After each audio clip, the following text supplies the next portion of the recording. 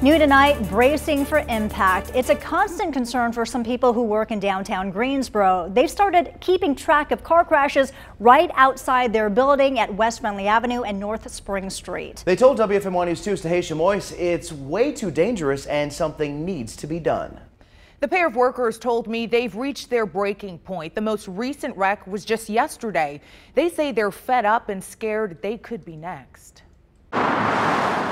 In the morning, we hear a lot of traffic. Throughout the day, we hear traffic. Zyra Carranza and Jeremy Heiler work for PhotoBiz at West Friendly Avenue and North Spring Street. They're used to the sounds of the road.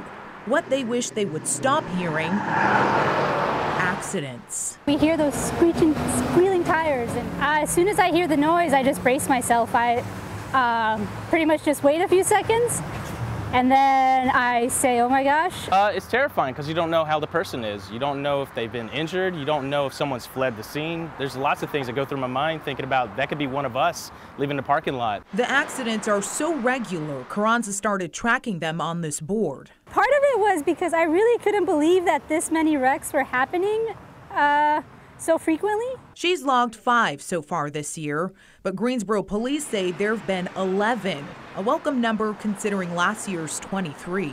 Who's at fault? I don't know if it's this street or that street, but yeah, like right there, that car just ran the red light. The pair believes the accidents would be fewer if drivers followed the speed limit. I'm hoping people think about slowing down, first of all, and being aware of other cars and other drivers on the road. And realized how quick the lights change. From my understanding, they're synchronized in a weird way where there's no delay. There's not much of a delay for people.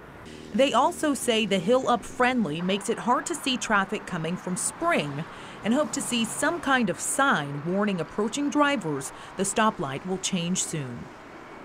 Now, Greensboro police wouldn't say whether this intersection is a big concern, but contact police if you have traffic concerns with a city-owned road or the DOT if it's a state-owned road. Carranza and Heiler say they plan to file a report.